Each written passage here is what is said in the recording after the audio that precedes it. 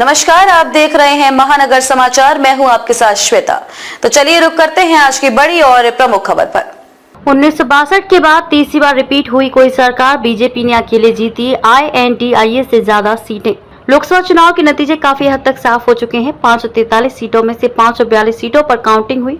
रुझानों में बीजेपी की अगुवाई वाला एनडीए 290 के पार है, लेकिन अकेले बीजेपी बहुमत से दूर है। लोकसभा में बहुमत का आंकड़ा 272 है। इस बीच प्रधानमंत्री नरेंद्र मोदी ने बीजेपी कार्यकर्ताओं को संबोधित किया। पीएम मोदी ने कहा कि देश में तीसरी बार एनडीए की सरकार बननी तय है। इसके लिए मैं देशवासियों का ऋणी हूँ। ये विकसित भारत की जीत है। पीएम मोदी ने कहा कि इस जनादेश के कई पहलू हैं। 1962 के बाद ये पहली बार है कि कोई सरकार अपने 2 कार्यकाल पूरे करने के बाद लगातार तीसरी बार सत्ता में लौटी है। विपक्षी दलों के गठबंधन INDIA को लेकर पीएम मोदी ने कहा कि पूरा गठबंधन सारे विरोधी मिलकर उतनी सीटें नहीं जीत पाए जितनी बीजेपी ने जीती। मोदी ने कहा कि एनडीए के तीसरे कार्यकाल में देश कई बड़े फैसलों का नया अध्याय लिखेगा। राहुल को जीती बाजी हारना आता है, ना करते वो जीत तो आज बन सकती थी सरकार। दुनिया के सबसे बड़े लोकतंत्र की जीत। पीएम मोदी ने कहा कि आज की ये विजय दुनिया के सबसे बड़े लोकतंत्र की जीत है। ये भारत के संविधान पर अटूट निष्ठा की जीत है।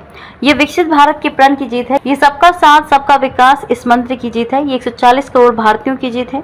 पीएम ने अपने कार्यकर्ताओं की तारीफ करते हुए कहा कि इतनी गर्मी में भी आपके द्वारा बहाया गया पसीना मुझे काम करने की प्रेरणा देता है। प्रधानमंत्री ने आंध्र प्रदेश के पूर्व सीएम चंद्रबाबू नायडू और नीतीश कुमार का भी नाम लिया। ओडिशा में पहली बार होगा बीजेपी का सीएम। मोदी ने कहा कि विधानसभा के चुनाव में एनडीए को भारी जीत मिली है, चाहे वो आंध्र प्रदेश हो, ओडिशा हो, सिक्किम हो या अरुणाचल प्रदेश। इन राज्यों में कांग्रेस का सुपड़ा साफ हो गया है। कईयों का तो जमानत बचाना भी मुश्किल हो गया होगा। लोकसभा चुनाव में भी ओडिशा ने बेहतरीन प्रदर्शन किया।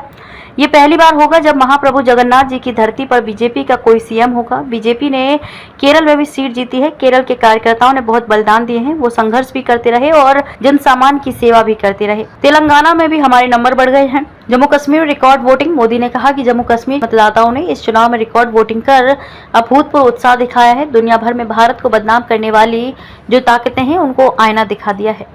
लोकसभा चुनाव परिणाम 2024। कौन है INDIA के 5 नेता जिन्होंने लगाया 5 का पंच। पीएम ने की चुनाव आयोग की तारीफ। पीएम मोदी ने कहा कि हमारे सुरक्षा कर्मियों ने अपने कर्तव्य भाव का शानदार परिचय दिया। चुनाव की सिस्टम और क्रेडिबिलिटी पर हर भारतीय को गर्व है। हमारे जैसे चुनाव का दुनिया में कहीं कोई उदाहरण नहीं है। मैं ओपिनियन मेकर्स को कहूंगा कि लोकतंत्र में चुनावी प्रक्रिया की ताकत है। ये भारत की पहचान को 4 चांद लगाने वाली बात है। जो पूरी दुनिया में अपनी बात पहुँचा सकते हैं वे भारत के सामर्थ्य को पूरे विश्व के सामने पहुँचाए। गिनाई अपनी सरकार की उपलब्धियां। अपनी सरकार की उपलब्धियां गिनाते हुए कहा कि 10 वर्ष पहले देश ने बदलाव के लिए हमें जनादेश दिया था।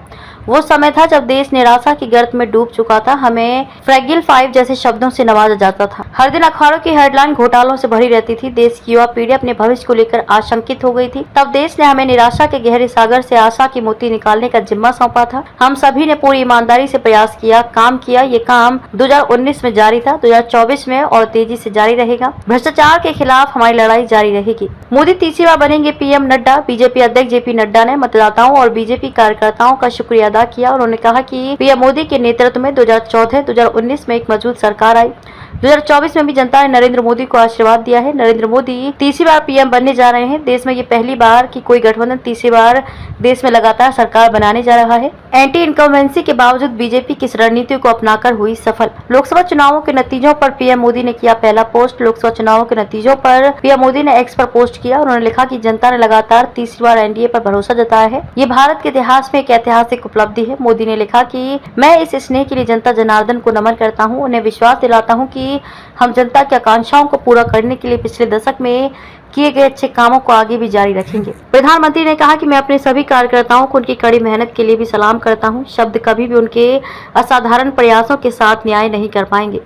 अमित शाह ने भी किया ट्वीट। पीएम मोदी के बाद गृह मंत्री अमित शाह ने भी ट्वीट किया। उन्होंने लिखा कि एनडीए की ये जीत बीते 10 सालों में मोदी जी ने जिस तरह देश के गरीबों, महिलाओं, पिछड़ों, वंचितों और युवाओं के सपनों को साकार करने के लिए पुरुषार्थ किया है, उसके लिए जनता का आशीर्वाद है। इस जीत के लिए प्रधानमंत्री मोदी को बधाई। बीजेपी को इन 4 राज्यों में हुआ भारी नुकसान। उत्तर प्रदेश सीटों के लिहाज से सबसे बड़े प्रदेश यूपी में समाजवादी पार्टी ने 33 सीटों पर बढ़त बनाकर चौंकाया है। बीजेपी को 37 सीटों पर बढ़त मिली हुई है। कांग्रेस को 7 सीटें मिली हैं। बीजेपी की सहयोगी आरएलडी को 2 सीटें मिल रही हैं। कांग्रेस के किशोर लाल शर्मा ने अमेठी में स्मृति ईरानी को हरा दिया है। राहुल गांधी रायबरेली सीट जीत गए हैं। राहुल वायनाड से भी जीते हैं। बिहार में भी एनडीए को झटका लगा है। 40 सीटों वाले राज्य में बीजेपी की सीटें 12 रह सकती हैं। इसकी सहयोगी पार्टी जेडीयू सबसे बड़ी पार्टी बनकर उभरी है। जेडीयू को 14 सीटें मिल सकती हैं। एलजेपी रामविलास 5, आरजेडी 4 और कांग्रेस 2 सीटों पर आगे है। राहुल को जीती बाजी हारना आता है, ना करते वो जीत तो आज बन सकती थी सरकार। पश्चिम बंगाल राज्य में ममता बनर्जी की पार्टी तृणमूल कांग्रेस ने 29 सीटों पर बढ़त बना ली है। बीजेपी ने पिछले चुनाव में 18 सीटें जीती थी, इस बार 12 सीटों पर सिमट सकती है। कांग्रेस 1 सीट पर आगे है। बीजेपी को महाराष्ट्र में भी शौक लगा है। यहाँ कांग्रेस सबसे ज्यादा 11 सीटों पर आगे है। 2019 में सबसे ज्यादा सीटें जीतने वाली बीजेपी 11 सीटों पर बढ़त बनाकर दूसरे नंबर पर है। शरद पवार की पार्टी एनसीपी एसपी 7 और उनके भतीजे अजित पवार की पार्टी एनसीपी सिर्फ 1 सीट पर आगे है।